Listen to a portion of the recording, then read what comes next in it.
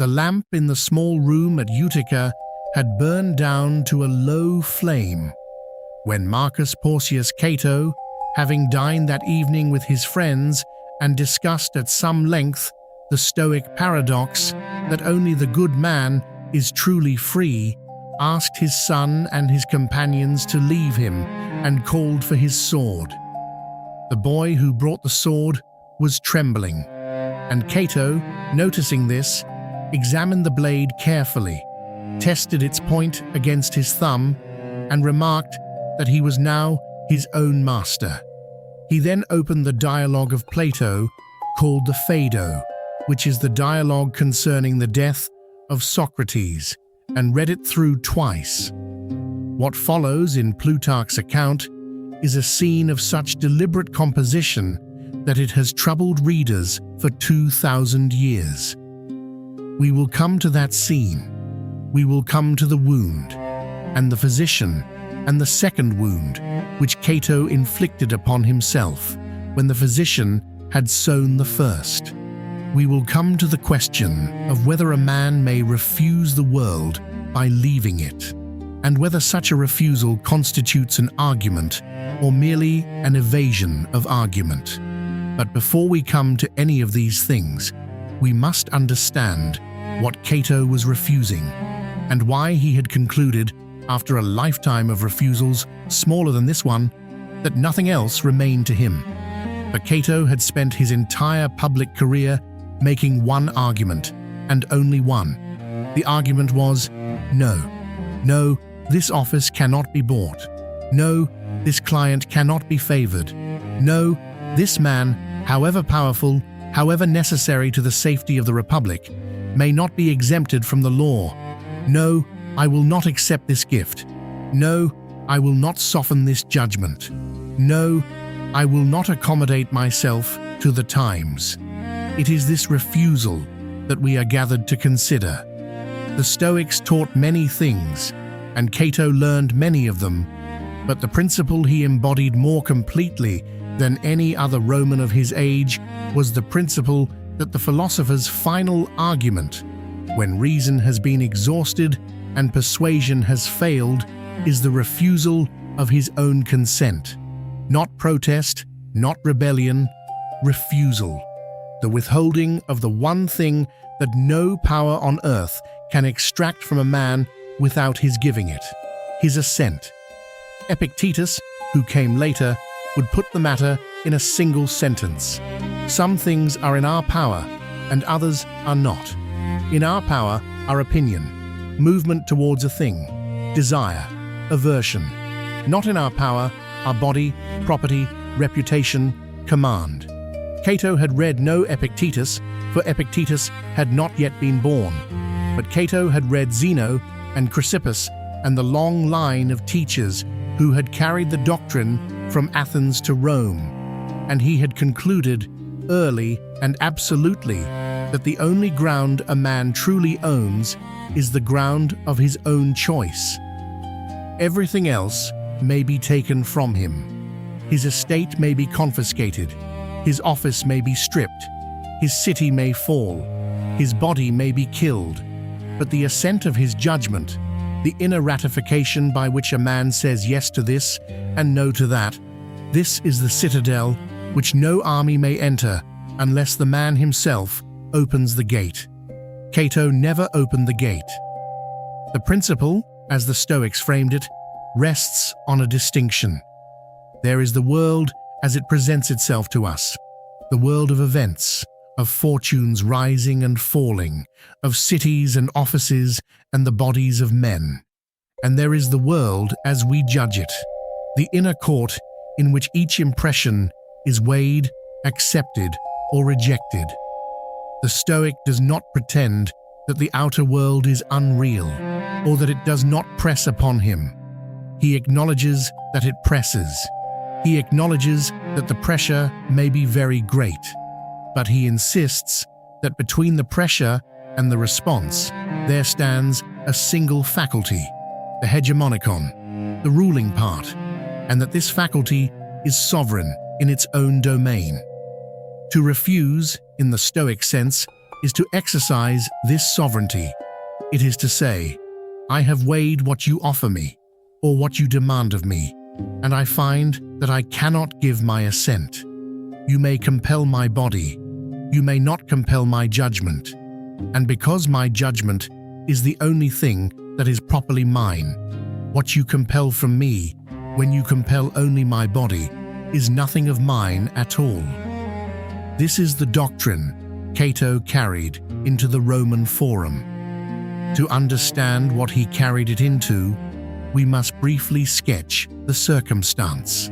Cato was born in the year before the consulship of Cinna into the gens Porcia, a family that traced its public dignity to his great-grandfather Cato the Censor, the stern old farmer of Tusculum, who had argued for the destruction of Carthage and had embodied for later generations a certain austere image of what a Roman ought to be. The younger Cato lost both parents while still a child and was raised in the household of his maternal uncle, Marcus Livius Drusus, the tribune, whose attempts at reform were cut short by assassination in the year 91. The boy thus came of age in a Rome already accustomed to political murder. Plutarch reports that even as a child, Cato was grave, slow to laugh, and immovable in his opinions. The biographer relates that when Pompedius Silo, a leader of the Italian allies, held the small Cato out of a window and threatened to drop him unless he agreed to support the Italian cause, the child stared back without speaking. Whether the story is true matters less than what it tells us about how Cato was remembered. He was remembered as a person upon whom pressure had no purchase. He studied philosophy as a young man with the Stoic Antipater of Tyre. He read deeply in Zeno, in Clemency, in Chrysippus. When he served as a military tribune in Macedonia, he marched on foot with his men. When he inherited a fortune, he wore a plain dark toga, abstained from wine at most meals, and walked through Rome with deliberate slowness, as if to make of his own person a daily reproof to the perfumed elegance of his peers. This was theatre, in a sense, but it was theatre with a doctrine behind it. Cato believed that the visible life of a public man teaches the city, and that he who lives softly teaches softness. He entered politics in a Rome in which the old republican forms still stood, but had begun, visibly, to crack. The Senate met, the consuls were elected, the laws were proposed and debated, but behind the forms there had grown up a politics of armed men and private fortunes. Sulla had marched on the city. Pompey had returned from the east with a personal army and a personal treasury. Crassus, the wealthiest man in Rome, was buying clients and offices on a scale that mocked the old republican fiction that office was a public trust. And in Gaul, throughout the years of Cato's middle career, Julius Caesar was assembling, under the legal cover of a proconsular command, the most loyal and most lethal army Rome had yet produced. Cato saw all of this with great clarity. He understood that the Republic, as a form of government, depended upon the willingness of powerful men to subordinate themselves to law, and that this willingness was failing. He understood that the institutions could not save themselves. They required men who would refuse, on every occasion, however small, to participate in their corruption. He set himself to be such a man. He was, by most measures, ineffective. He held the tribunate, the praetorship. He stood for the consulship and was defeated. He filibustered. He gave speeches that lasted entire days.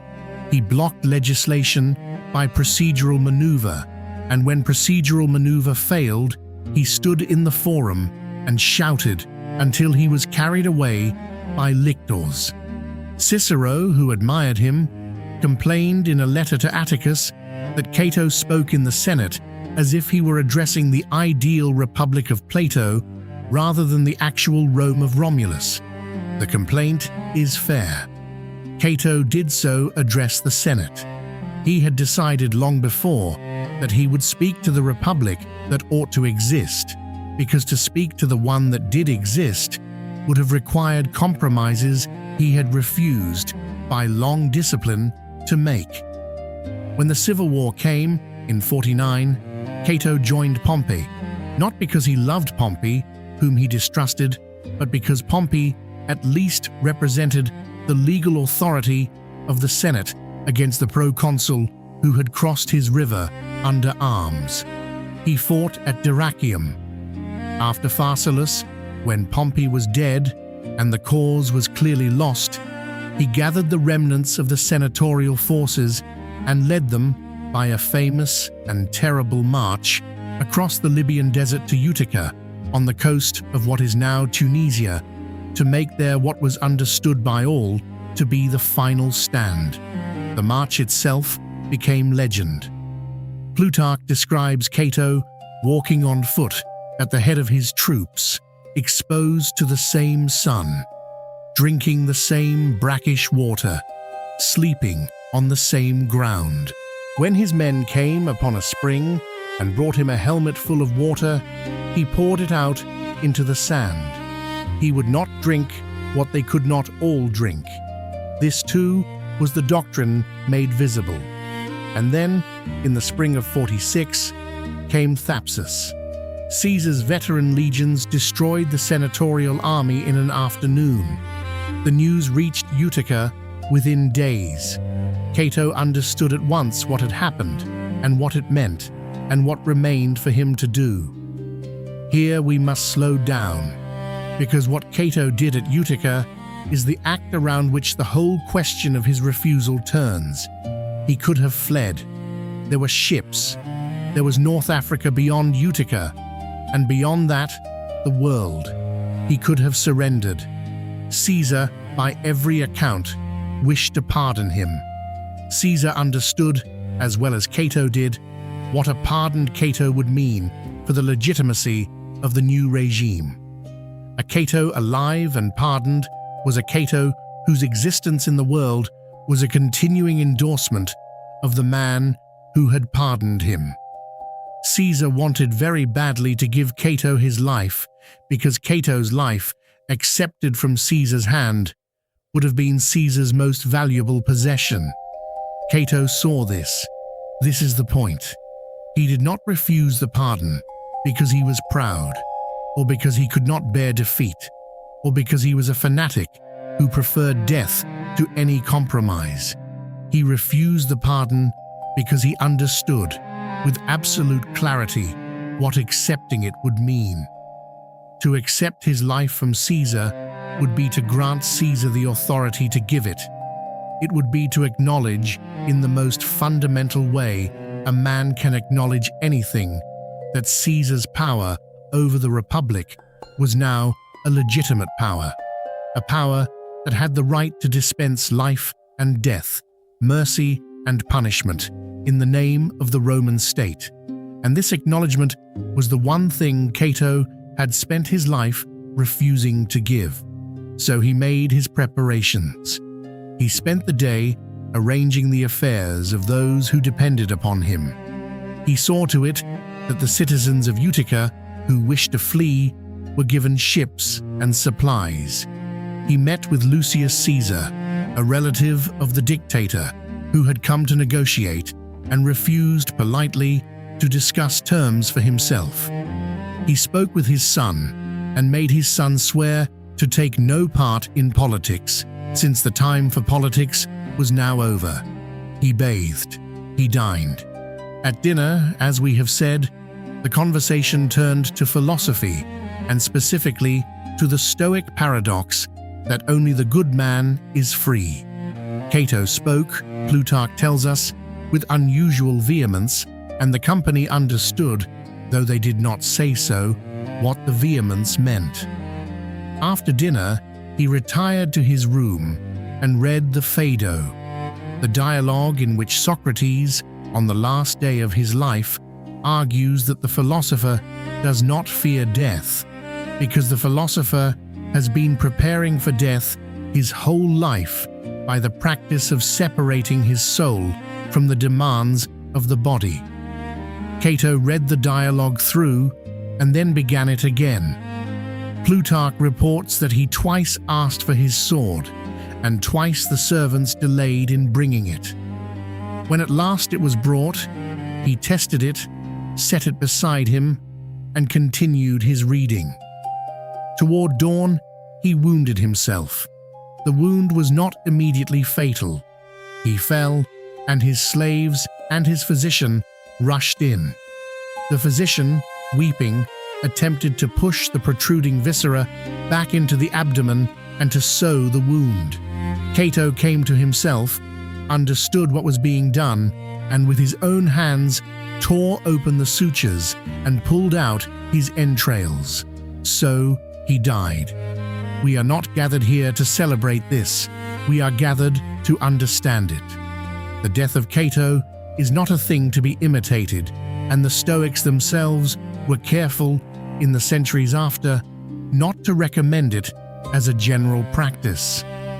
Seneca, who admired Cato more than any other Roman, was nevertheless explicit that the door of self-destruction, while always open, must be approached only with the most rigorous philosophical justification, and only when no other course preserves the integrity of the rational agent.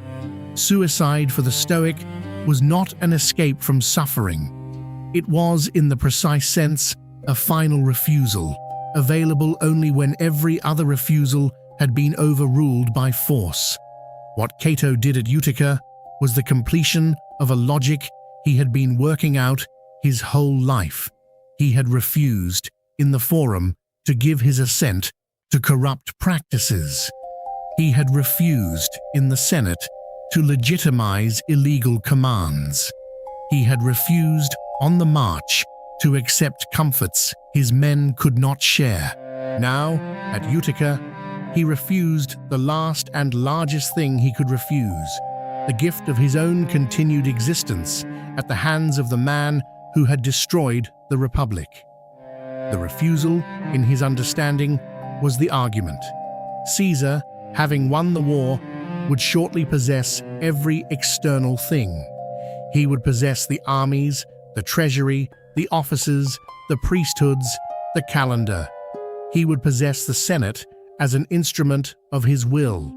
He would possess, in time, the title of dictator for life. The one thing he could not possess, the one thing no victor can ever possess, is the inner ratification of the defeated. That ratification must be given freely by the one who gives it. And Cato, by removing himself from the board, made it impossible for Caesar ever to receive that ratification from him.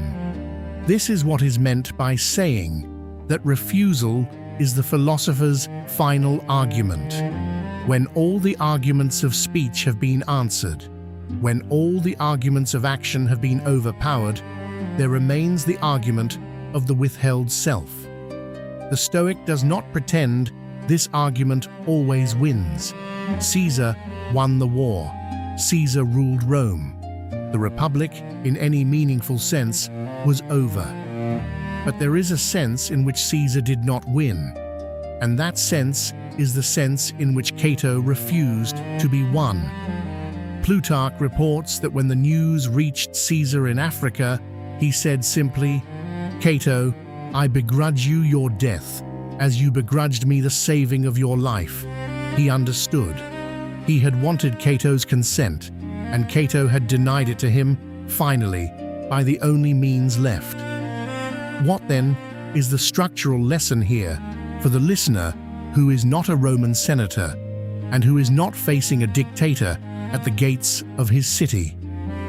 The lesson, we must say plainly, is not about death. The lesson is about the location of the self. Cato's whole life argues for a particular understanding of where a person actually lives. He does not live in his property, for property may be taken. He does not live in his office, for office is held by the favor of others. He does not live in his reputation, for reputation is constructed by the opinions of those who do not know him. He does not live in his body even, for the body is, in the end, an object in the world, like other objects, subject to force and to decay. Where then does the person live? The Stoic answer, which Cato lived and died by, is that the person lives in the faculty of assent. The person is that which says yes or no to the impressions that present themselves. The person is the judge in the inner court. And because this faculty is, by the constitution of the soul, sovereign in its own domain, the person is, in the precise sense, free, regardless of what is done to him externally, so long as he does not himself surrender the faculty. Surrender is possible. This is the warning Cato's life contains. A man may surrender his faculty of assent by long degrees, by small accommodations, by the steady practice of saying yes when he ought to say no. He may surrender it for advancement, for safety, for the love of his peers, for the avoidance of trouble. He may not notice in the moment that he is surrendering anything at all, because each individual surrender will appear to him as a reasonable compromise with circumstance.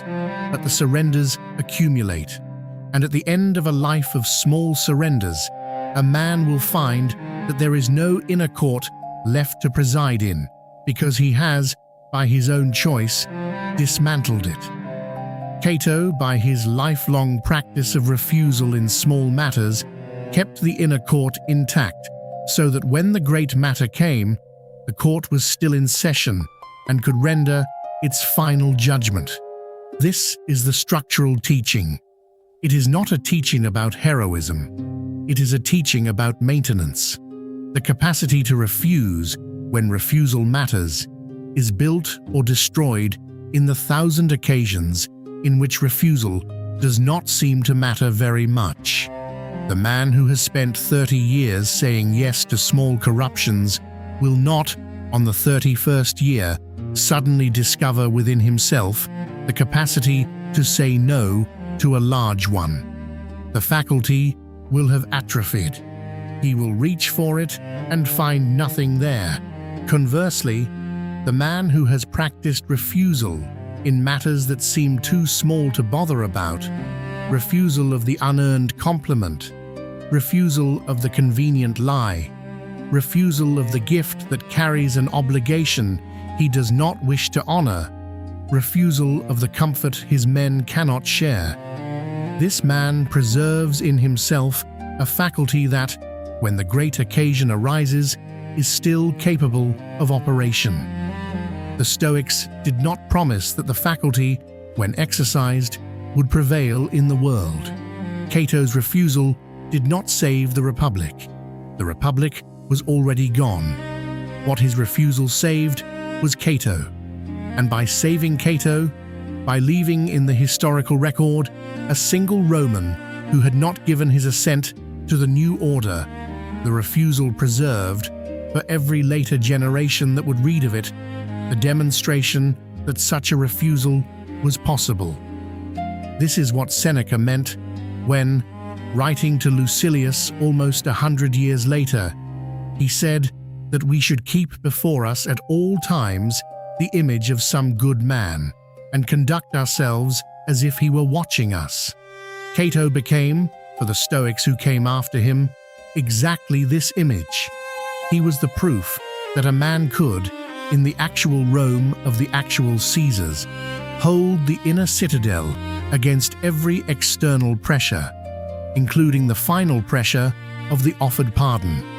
The proof did not require that Cato have been successful. It required only that he have existed. We turn now to the question you may carry with you from this hour. The question is not whether you would die for what you believe. That question posed in the abstract has no honest answer, because none of us knows, until we are tested, what we are capable of. The question Cato's life puts to you is smaller and harder. The question is, what are you currently consenting to? By your silence, by your participation, by your small daily yeses, that some part of you has already judged you ought not consent to. We all carry such judgments. There is in each of us an inner court that has already rendered its verdict on certain matters, and we have, for reasons of convenience or fear or simple habit, declined to enforce the verdict. The accommodations are small, they seem reasonable, they are individually defensible, but they accumulate, and the question worth sitting with, in the quiet of this evening, or whenever you find your quiet, is whether the faculty of refusal in you is being maintained or being dismantled, and by what daily practices on your part the maintenance or the dismantling is taking place. Cato did not become Cato at Utica. He became Cato in the 1,000 smaller refusals that preceded Utica: the refused bribe, the refused favor, the refused softening of a verdict, the refused helmet of water. Utica was only the last act of a long discipline. And the discipline, you may notice, was available to him only because he had begun it early and continued it without exception in matters that no historian would ever have recorded. The historians did not record those refusals because, taken individually, they were not remarkable. They became remarkable only in their sum. Your refusals, too, will not be remarkable individually. No one will write of them, but they will constitute in their sum the man or the woman you are, and they will determine, when the occasion comes that requires a refusal you cannot postpone, whether the faculty answers when you call upon it. Consider then, before you sleep tonight, what small consent you have given today that you might tomorrow withhold. Begin there. The inner citadel is not built in great gestures. It is built in the quiet practice of saying, when saying is required of you, the one word that Cato made of his whole life an argument: no. That is the lesson. The mentor withdraws. You remain.